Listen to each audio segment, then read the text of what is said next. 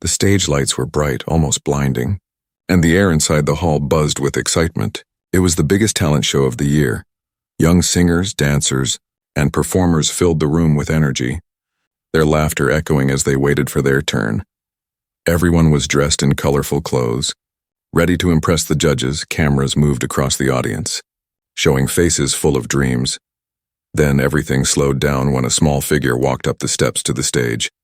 It was an elderly woman, her back slightly bent, her silver hair neatly tied in a bun. She wore a simple floral dress, the kind that belonged to another time. In her hands she held a small old handbag, the same one she had carried for years. Her name tag read Margaret Hayes, and she looked nervous but calm. The crowd whispered to each other. Some smiled politely, others giggled quietly. A few even shook their heads as if they already knew what would happen next. To them, this woman looked out of place in a hall full of youth and glamour. The judges, sitting behind a long, shiny table, exchanged glances. One of them leaned toward the microphone and asked, "Ma'am, are you sure you're in the right place?" Margaret smiled faintly. Her hands trembled, but there was something strong in her eyes, something that refused to be broken. She nodded and said softly, "Yes, sir. I just came to sing." Her voice was calm, not loud or proud, but steady, the kind of voice that came from someone who had faced a lot in life and survived it. The judges looked at each other again. One of them chuckled under his breath. The audience laughed quietly. The camera zoomed in on her face, showing every wrinkle, each one a memory, each one a story. For a moment she seemed fragile, small, and lost under those bright lights as she stood in the middle of the stage. The announcer whispered something to the sound team. Next contestant, Margaret Hayes, 72 years old, retired cleaner. The crowd reacted instantly. Some clapped politely, but most people didn't expect much. In a competition full of talented young stars, a 72-year-old grandma didn't seem like she belonged there. Margaret looked around the hall, her eyes moving across the crowd, the lights and the judges. She took a slow breath, trying to calm her racing heart.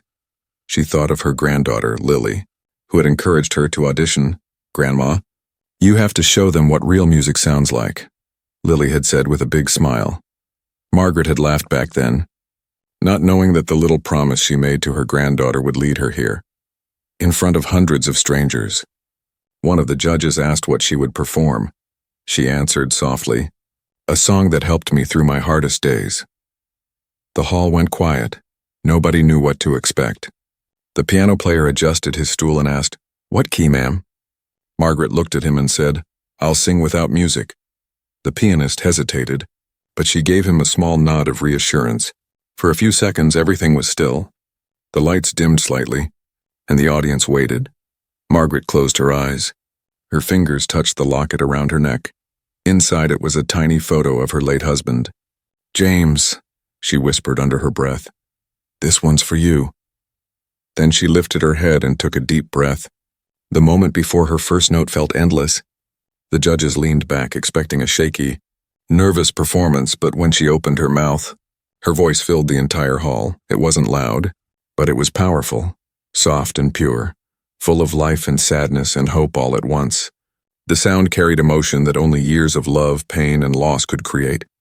Every note seemed to tell a story, of nights spent alone, of letters written to a husband who never came home, of raising children with nothing but faith and strength. Her trembling hands no longer shook. They moved gently with the rhythm of her song. Her voice grew steadier, stronger, as if each word gave her power.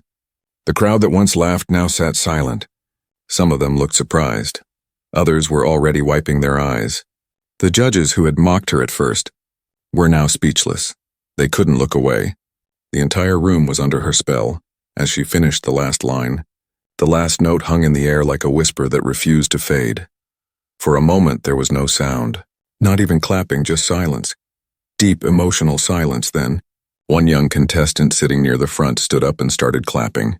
Slowly, others followed, and soon the whole hall was on its feet, cheering for the woman who had just reminded everyone that talent has no age. Margaret looked around, her eyes filled with tears. She smiled.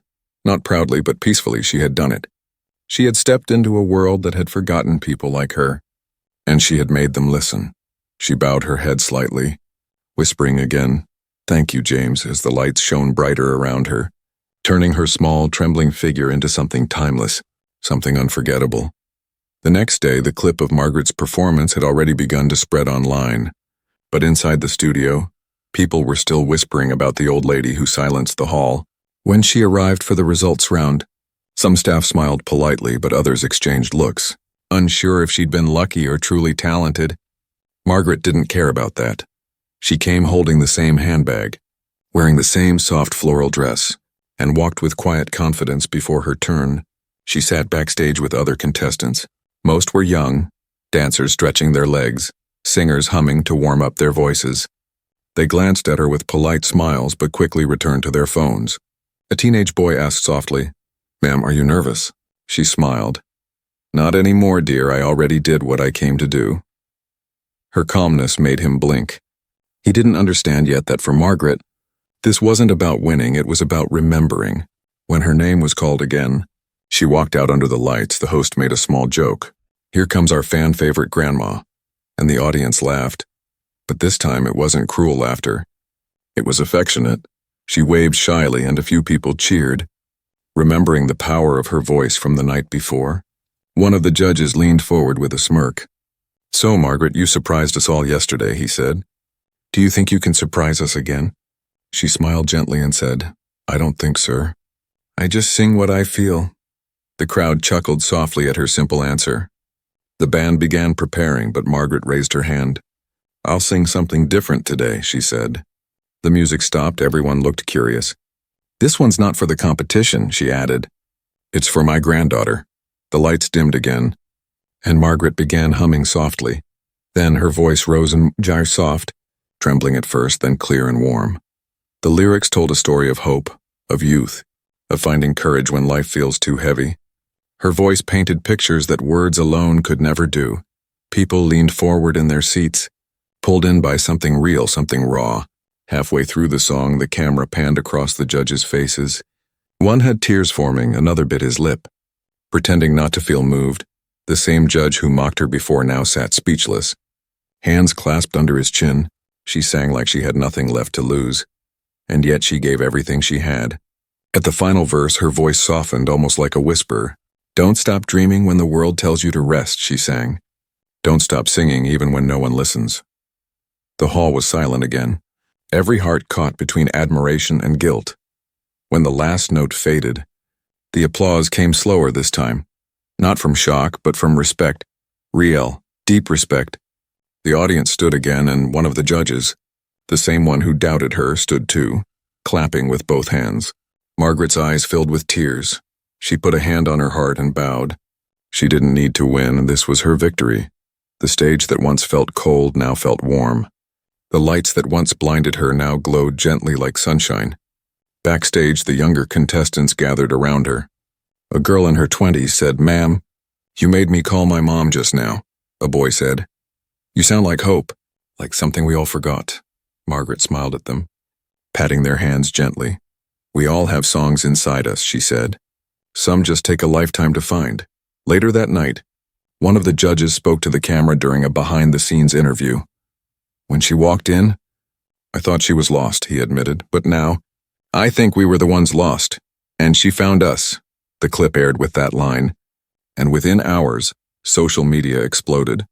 People called her Grandma Hayes, the voice of forgotten dreams, memes, fan edits, and reactions poured in. Young people wrote captions saying, "If she can chase her passion at 72, what's stopping me?"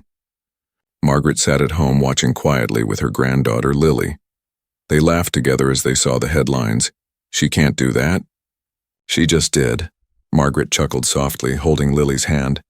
"See, dear," she whispered, "sometimes you don't have to prove people wrong. You just have to remind them what right feels like." That night, as the lights dimmed in her little house, she opened her old music box and listened to its faint tune. It was the same melody she sang to James long ago. For a moment she felt him there, smiling, proud, and whispering the same words she had sung. "Don't stop dreaming." The following morning, Margaret woke up to the sound of her phone ringing non-stop. Her granddaughter Lily came rushing into the small living room, holding the tablet with wide eyes. "Grandma, you're everywhere," she said, laughing with excitement. On the screen were hundreds of clips of Margaret singing shared by strangers. From around the world, the headlines read things like "The Grandma Who Made Judges Cry" and "She Can't Do That. She Just Did." Margaret couldn't believe it. She sat on her couch, her cup of tea trembling slightly in her hands. "I only sang one song," she whispered softly. "How did all this happen?" Lily hugged her tightly. "You didn't just sing, Grandma. You spoke to people." The video had millions of views overnight. Thousands of comments poured in. People shared their own stories. Single mothers, war veterans, widows, dreamers who had given up. They all said the same thing. "She made me believe again." By evening, the talent show producers called her, inviting her to return for a special feature. Margaret hesitated at first, worried she'd be made into a joke again. But Lily held her hand and said, "Grandma, they laughed once, but now they listen. Don't stop now." When she arrived at the studio again, this time, everyone treated her differently. The same guards who had barely looked at her before now smiled and held the door open. The makeup artist greeted her warmly, saying, "My mom cried watching you." Even the camera crew, who had once whispered behind their lenses, now asked to take selfies with her. Margaret didn't walk to the stage nervously this time. She walked slowly, gracefully, as if she belonged there. The judges smiled genuinely as she took her place under the golden light. One of them said, "Margaret, you've touched more hearts than any performer this season." She smiled and replied softly, "It wasn't me, sir. It was the song. I just carried it." They asked her to sing again, but this time, they wanted to hear the full version of the song she had sung years ago to her husband, the one she used to sing alone in her kitchen, long after the world forgot about her. The lights dimmed again. The crowd leaned forward, waiting. Margaret closed her eyes and took a deep breath. Her fingers brushed against her necklace. "James's old locket," she whispered quietly. "Sing with me." And then her voice rose, richer, deeper, and stronger than before. The melody flowed like a river that had been dammed for decades and was finally free. Her voice filled the air with emotion, sorrow and beauty intertwined. Every lyric carried a piece of her past. Images played on the big screen behind her. Black and white photos of her younger days dancing in a small town hall. Her husband in uniform, her children as toddlers. The tiny home she had worked her whole life to keep. The audience began to cry quietly. Some held their hands to their hearts. Margaret didn't just sing. She told her story through her voice. She sang of love that never faded, of loss that never destroyed her, and of strength that grew in silence. When she reached the final verse, her voice broke slightly, but it made the performance even more real, more human. When she finished, there was no immediate applause, just quiet sniffles and tears. Then the crowd stood, every single person. The applause was thunderous, echoing through the hall like a wave. The judges stood too, clapping and wiping their eyes. One of them leaned into the mic, voice trembling. "Margaret, I think we all owe you an apology." She smiled gently and said, "No need, dear, you listened, that's enough," backstage. People hugged her. The host, who had once made fun of her age, was now crying openly. "You made us all feel again," he said. She laughed softly. "Good. That means you're alive." After the show, a man in a dark suit approached her. He introduced himself as a representative from a national recording label. "Mrs. Hayes," he said respectfully, "your voice is a gift. We'd be honored to record your songs. Share them with the world." Margaret blinked. Not sure if she heard right. "I'm 72, she said. "Isn't that too old for your kind of music?" He smiled. "Ma'am, when you sing, the world listens, and that's all that matters." That night, as she sat by her window looking at the stars, Lily came and sat beside her, resting her head on her shoulder. "Grandma," she whispered. "He'd be so proud of you." Margaret smiled, tears glistening in her eyes. "I think he already knows," she said in that quiet moment. The glow from the city lights shimmered on her wrinkled hands. The world that once doubted her now celebrated her. The voice that had been hidden for decades had finally found its way home. And for the first time in years, Margaret felt young again, not in body but in spirit, as if time itself had stopped to listen. The night after her second performance, Margaret's life changed in ways she could never have imagined. She woke up early, sunlight falling across her face. The phone kept buzzing with messages from reporters, radio hosts, and even local schools that wanted her to visit. Her granddaughter Lily was sitting at the kitchen table scrolling through comments. "Grandma, you have fans in Japan and Brazil and even in Pakistan," she said with a huge grin. Margaret smiled softly, stirring her tea. "Fans?" she repeated, almost laughing at the word. "I'm just an old woman who sang a song." But Lily shook her head. "No, Grandma, you're a symbol now. Everyone's saying you reminded them that dreams never expire." Later that afternoon, a van from the talent show arrived outside her small house.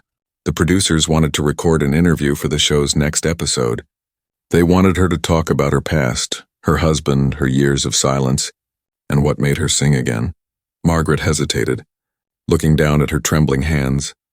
"My story isn't glamorous," she said quietly. "It's just life." But Lily touched her shoulder gently, and that's what makes it beautiful. When the camera started rolling, Margaret sat in her old armchair by the window, the one James used to sit in to listen to her sing. The interviewer asked softly, "Why did you stop singing for so long?" Margaret looked down for a moment, her eyes distant. "Because life got busy with surviving," she said. "When James passed away, I had 2 children to raise, a house to keep, and bills that never stopped. Singing felt selfish when my world was falling apart." The room went quiet. Even the cameraman lowered his head, she continued, her voice steady but full of emotion. "But music never really left me.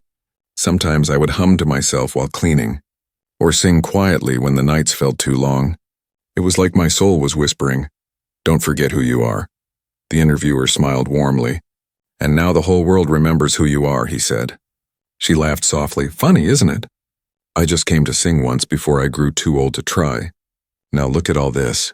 She gestured around the room filled with lights and microphones. "James would have teased me about this. Said I finally got my moment on stage." The crew laughed gently, but the air in the room felt sacred.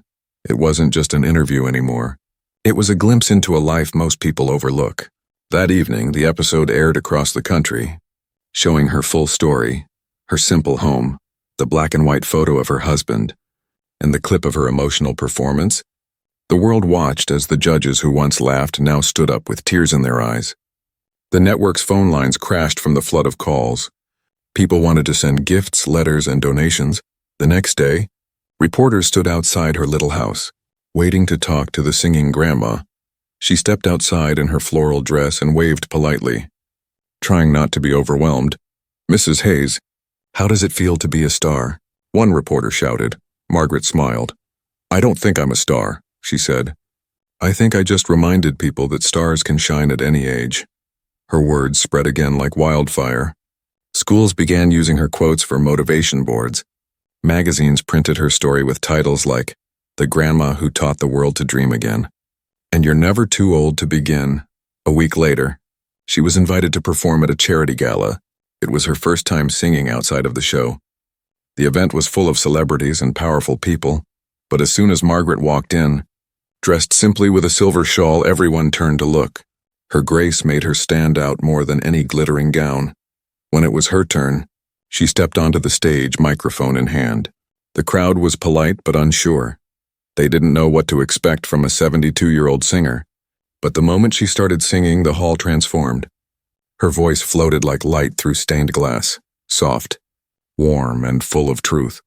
Halfway through the song, the camera panned to the audience. People were crying again. A famous actor wiped his tears. A politician held his wife's hand. By the end, everyone stood up.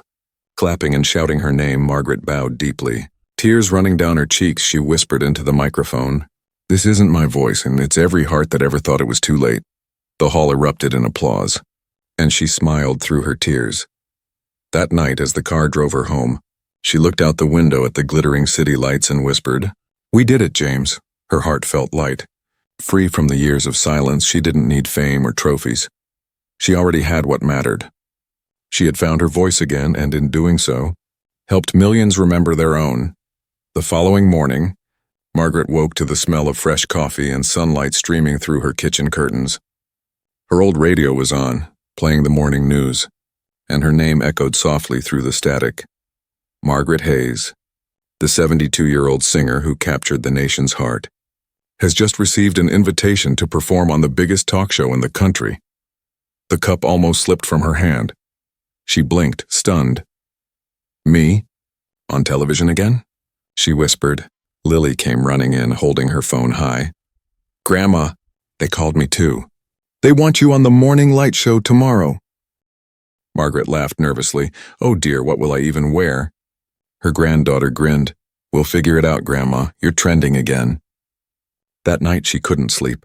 She sat by the window holding James's photo. Can you believe this? She said softly. All these years I sang only for you. And now the whole world wants to listen. She smiled faintly. But I still sing for you, love, always for you. The next day was a whirlwind. A car arrived to take her to the studio. The producers greeted her like an old friend.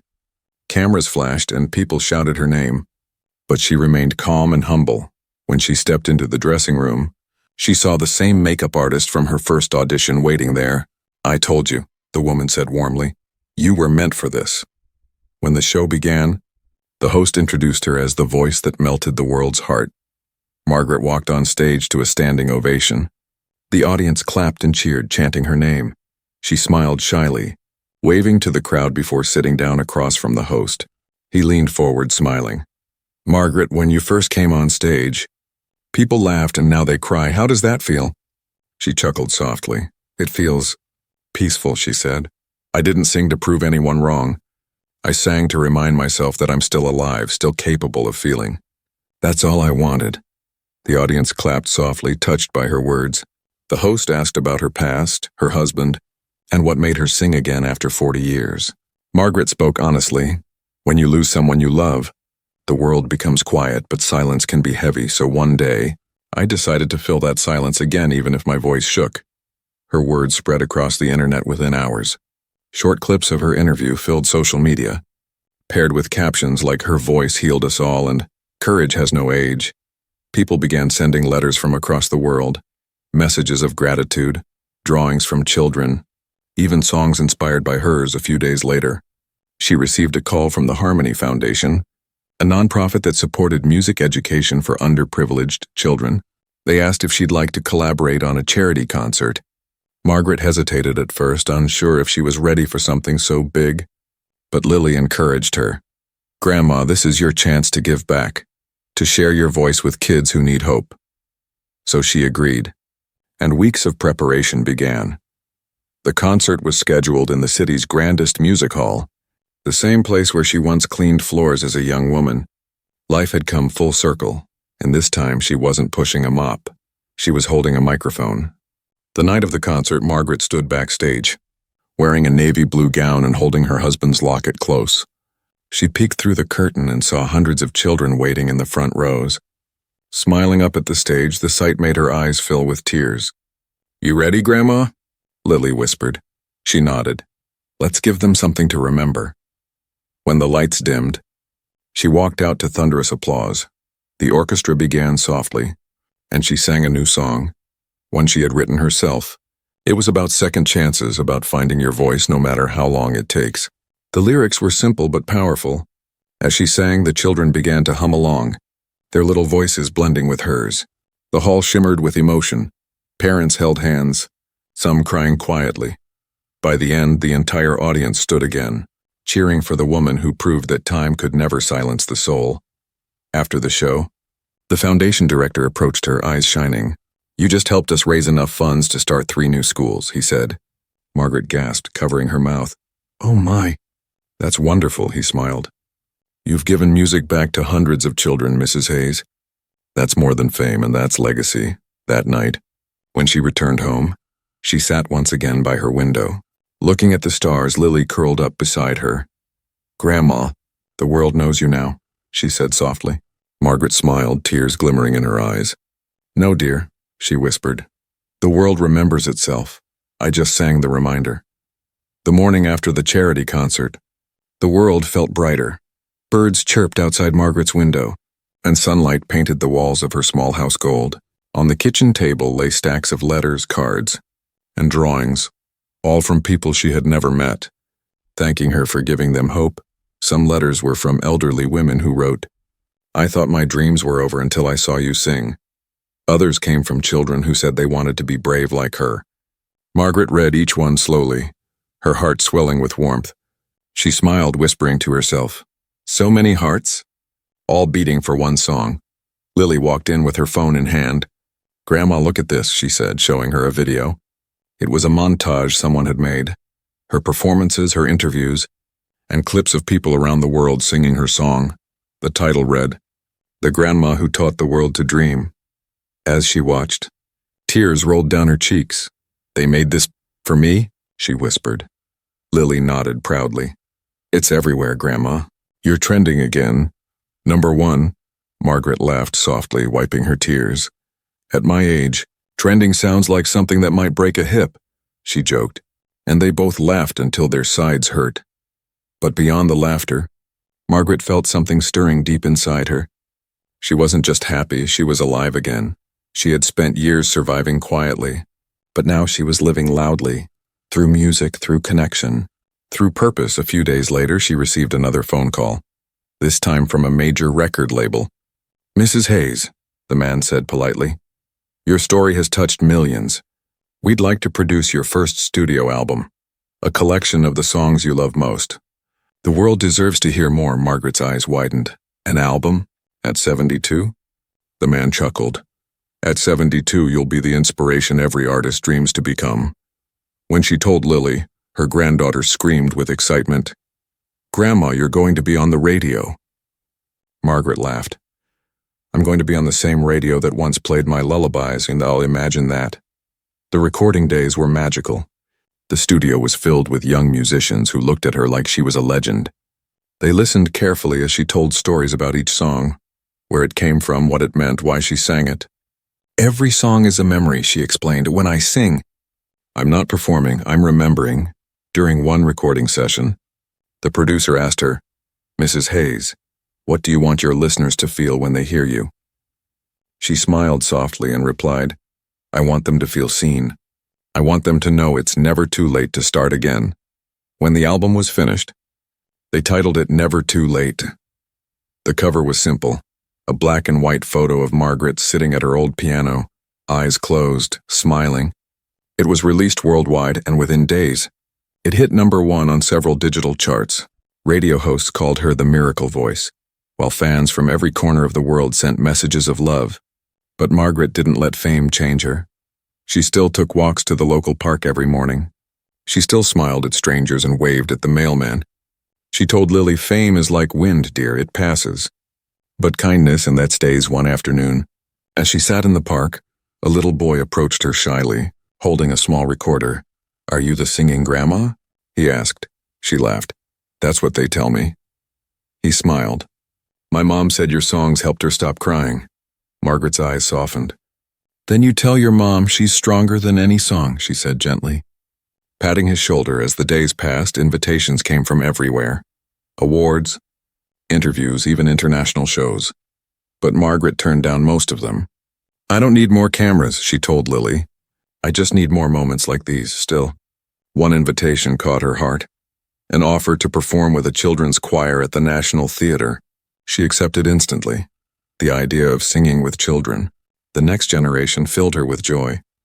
When the day arrived, the theater was packed, the lights dimmed, and the children began to sing softly.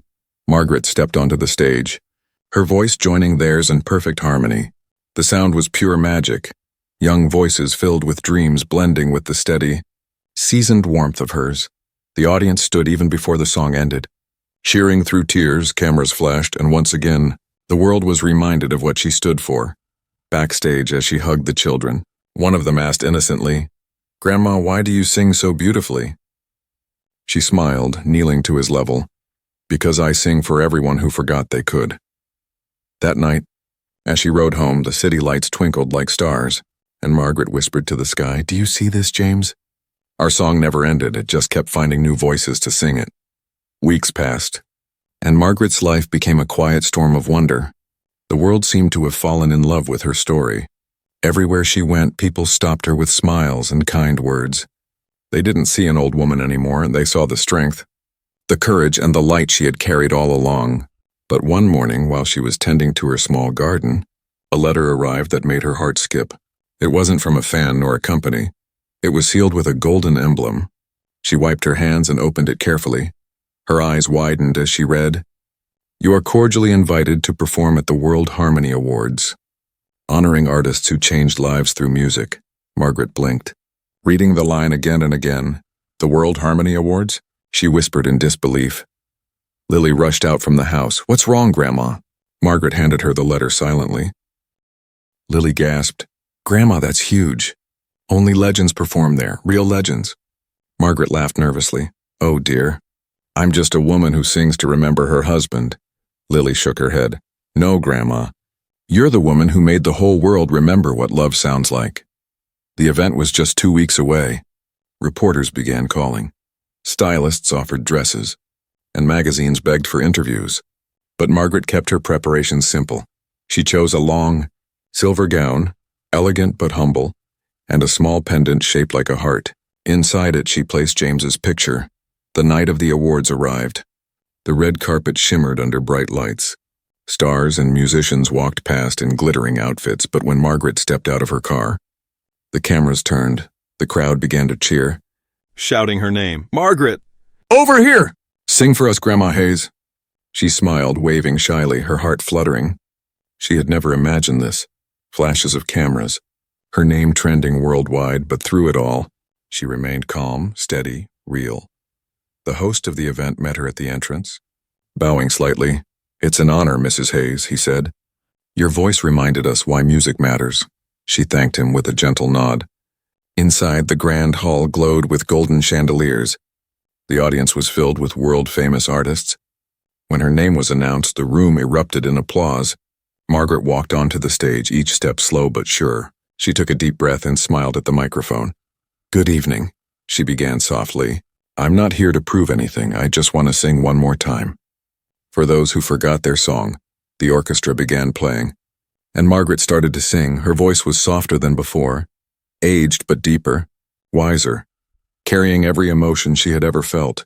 The song she chose was one she had written herself, titled "Still Here." It told the story of loss and love, of falling but finding your strength again. Her voice floated through the hall like a prayer. The audience sat silent, motionless, some with tears glistening in their eyes. Halfway through the performance, the giant screen behind her began to display moments from her journey. Her first audition, the laughter of the judges, the stunned silence, her granddaughter cheering, the children's choir, the charity concert, her album cover. It was like watching a lifetime unfold through music.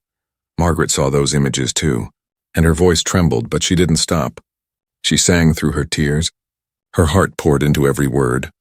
When the final line came, "I'm still here, still singing, still me," she lifted her eyes toward the heavens and smiled. When the last note faded, the room remained silent for a moment, not because they were unsure, but because no one wanted to break the magic. Then suddenly applause erupted like thunder. The entire audience stood up, people clapping, shouting her name. Some were crying openly. Even the judges of the event wiped their eyes. Margaret bowed deeply, holding a hand to her chest. "Thank you," she whispered, barely audible over the roaring crowd. One of the event hosts walked on stage with a golden trophy shaped like a treble clef and handed it to her. "Mrs. Hayes," he said, voice trembling, "this award belongs to someone who changed the world with nothing but truth. Courage and heart, congratulations." The hall echoed with applause again. Cameras flashed as she held the award close. Her smile was soft and full of peace. She didn't feel like a celebrity. She felt like a messenger, carrying a simple truth through time. Later that night, as the ceremony ended, Margaret stepped outside to breathe. The night sky stretched endlessly above her, full of stars. She looked up, holding her award. "We did it." "James," she whispered, "can you hear it?" They finally listened. Lily came running out behind her, hugging her tightly. "Grandma, you were amazing." Margaret smiled. "I just sang from my heart, dear." The rest, when that was them hearing their own, they stood there under the stars, the golden trophy shining faintly between them, a symbol not of fame but of a dream reborn that night. As the limousine drove her home, Margaret looked out the window, watching the lights blur like falling stars. Her reflection smiled back at her. Older, wiser, freer, for the first time in her life. She didn't feel forgotten, she felt eternal. Her song wasn't just hers anymore, it belonged to the world, and the world was still singing it. the morning after the World Harmony Awards. Margaret woke up to the sound of her phone buzzing again. But this time she didn't rush to answer. She sat quietly by her window, sipping tea and watching the sunrise paint the sky in gold. Her golden award trophy sat on the table beside her, glimmering in the soft light.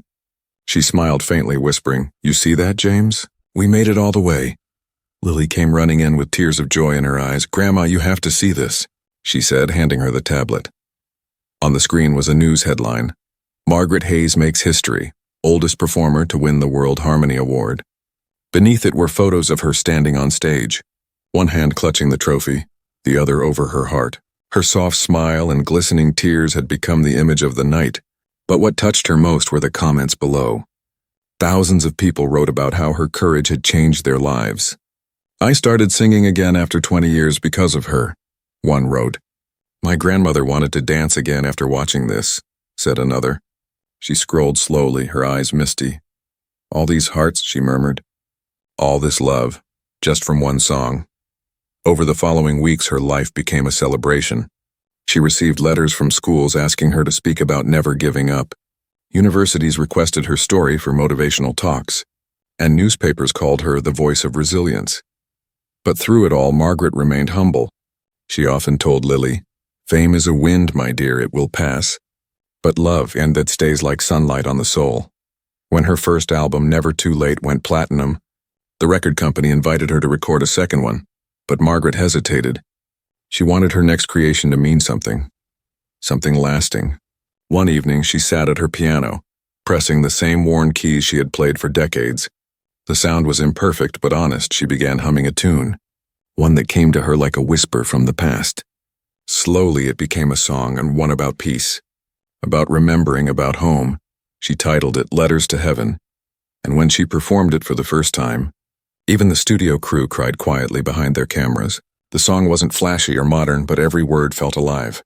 It became her most beloved piece, played at weddings, funerals, schools, and even hospitals. People said it healed hearts. Margaret just smiled and said, "It's not healing, it's remembering who we are." Months later, she was invited to perform that song at a memorial event for lost soldiers, the same kind of men her husband had once served beside. She stood on the stage wearing her simple blue dress and James's locket. As she sang, images of fallen soldiers appeared on a large screen behind her. Families in the crowd wept silently, clutching photos of their loved ones. Margaret's voice trembled but never broke. She ended the song by whispering, "This one was for you." James and the entire hall stood in tears after that night. She quietly announced her retirement from performing. "It's time for new voices now," she said kindly during a live interview. "I've sung my songs, and the echoes will take care of the rest." The world mourned her decision but respected it deeply. They knew her music had already become timeless. Years passed, but her name never faded. Her songs became classics taught in music schools. Children grew up learning her lyrics, and every generation rediscovered her story. In her final years, she lived peacefully in a small seaside cottage with Lily, who now managed a foundation in her name, the Hayes Harmony Fund, helping young dreamers find their voice. One evening, as the sun dipped below the horizon, Margaret sat outside watching the waves. Lily came to her side and asked, "Do you ever miss the stage, Grandma?" Margaret smiled softly. "No, dear, because every time someone sings one of my songs, I'm right there with them." As the wind blew gently through her silver hair, she closed her eyes and whispered, "James, I'm coming home, love." The song's almost over. When morning came, Lily found her sitting peacefully in her chair, a faint smile on her lips, the locket clutched in her hand. She looked as if she was simply resting. Outside, the sea shimmered under the new dawn, and the world seemed to hum softly, a melody only the heart could hear. Days later, the world mourned her passing. Tributes poured in from every corner of the globe, but no one cried for long, because Margaret had left behind something greater than fame. She had left a message written not in ink, but in song, that hope never dies, that age never silences dreams, and that love, true love, always finds its way home.